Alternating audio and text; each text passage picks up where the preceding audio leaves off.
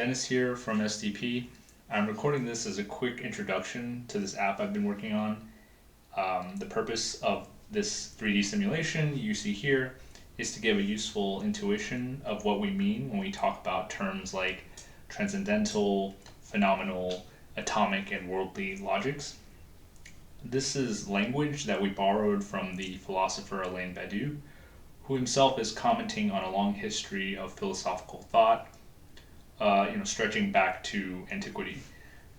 But what's important for us at SDP is not so much the philosophical intervention that Badiou is making on these terms, but rather how they can help us reformulate political thinking today. But to get there, I thought that a simple toy example of those terms and how they visually work together might be helpful. So, starting with the basics of how images are displayed on your screen on modern computers. Roughly speaking, there are 16 million possible colors, and with some high-end monitors, a lot more. And depending on the resolution of your screen, something like 5 to 8 million pixel locations. Modern graphics cards take this information from memory and project that onto these pixels. And they do it very fast in a very parallel fashion.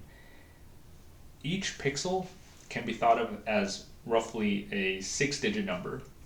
So you have X, Y coordinates as well as R, G, B, and A, which stand for red, green, blue, and alpha channel.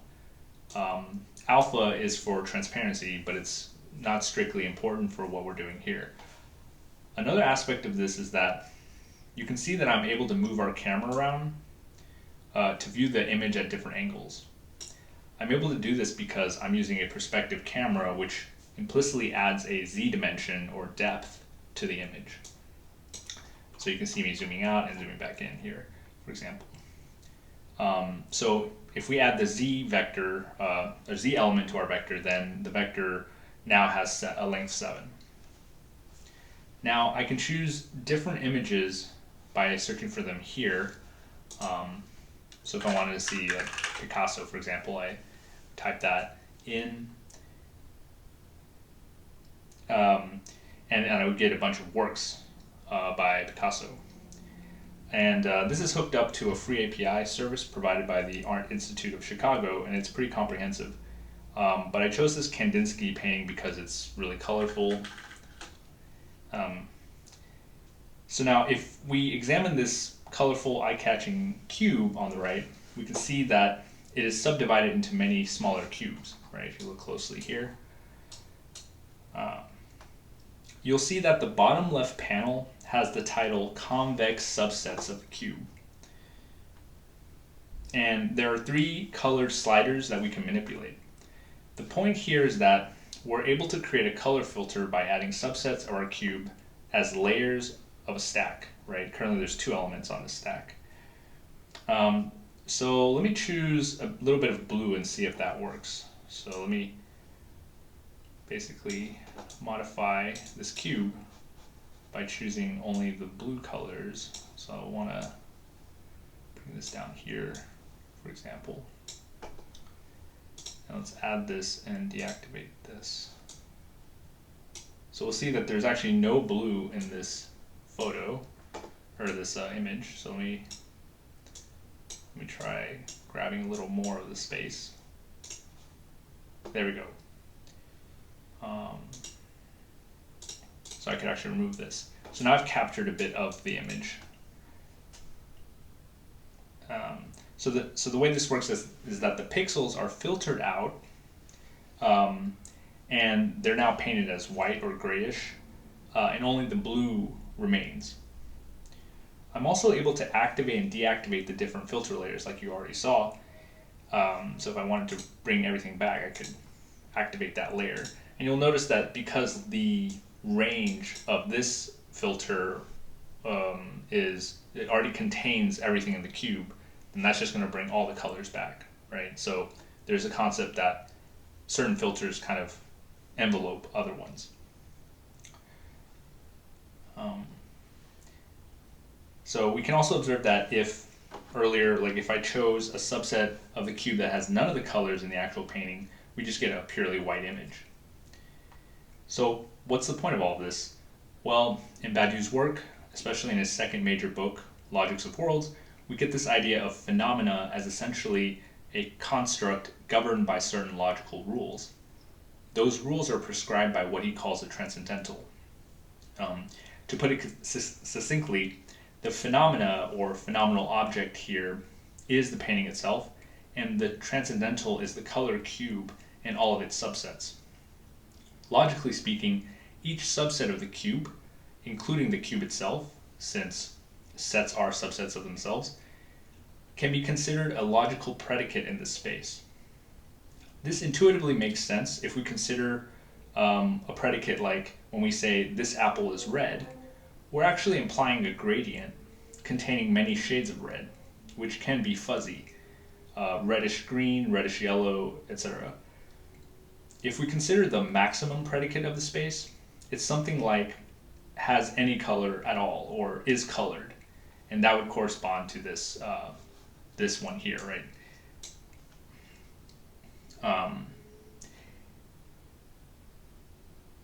And that would correspond to the entire cube. But the minimum predicate would be colorless, which I've chosen to display as the grayish white here. But I could also have projected it as black or transparent, right? It's just kind of arbitrary that I chose gray. So to summarize, we can think of a transcendental as a way of organizing all the predicates of a given logical space. Now let's talk about how we can take basic predicates to form more complex ones. Mathematically speaking, we can think of the subsets of the cube, and not only the convex subsets like we have with the sliders here, as elements of a lattice, where the total cube is the top of the lattice and the empty cube is the bottom element.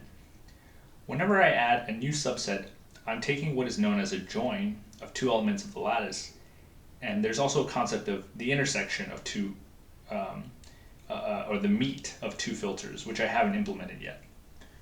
Currently, all filters are additive, meaning a pixel that is in a subset A or in a subset B will exist in the painting. But we can easily imagine a filter which says a pixel must be within a subset A of the cube and within a subset B of the cube.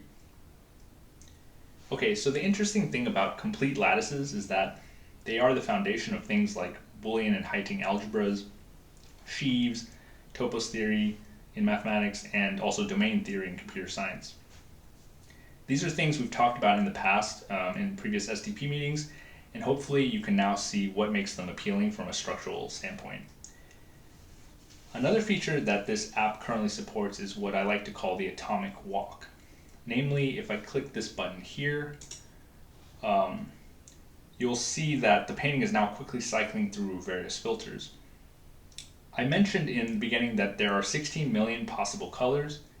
However, rendering a cube with 16 million tiny cubes inside would be prohibitive on my machine, so I chose to subdivide the color space lengthwise by 10 rather than 255, which would be the true atomic unit. Another optimization I've made is that the cube is actually hollow, meaning I only render what the user sees. And you can kind of simulate that by zooming into the cube, and you'll see that it's actually hollow inside. But it's maybe easier to see if I do this. Yeah.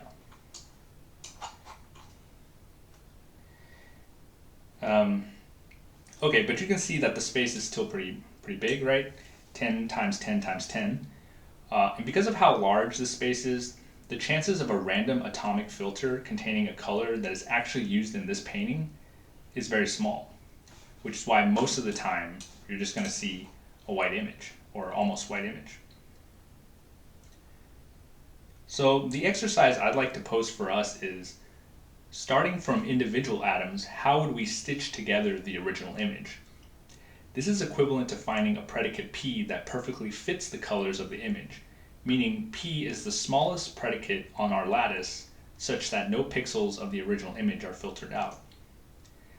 That is to say, there exists in this larger cube a subset which contains all of the colors in this painting, and within that subset are the atoms that make it up.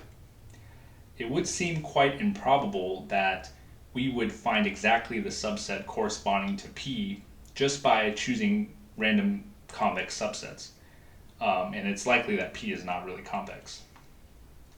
So, to take this metaphor into the political realm, how large is the transcendental of most political situations and movements relative to the atomic units that are needed to compose them? And how might the mismatch between our vernacular of politics, for example, terms like left, right, anarchist, communist, liberal, etc., how might that vernacular be a mismatch with the level of true differences that make up a living, breathing organization of people? These are the kinds of questions that such a formal approach might enable us to think through. And one last thing, for those of you who are more familiar with Badiou, you might also wonder what politics as a truth procedure might look like in this metaphor that I've constructed. Well, the problem is that truth procedures only make sense in an infinite world, such that it's possible to form predicates that are true almost everywhere. But this is a really interesting topic that I hope to cover in a future installment. Anyway, thanks for making it all the way through the video. Let me know what you think.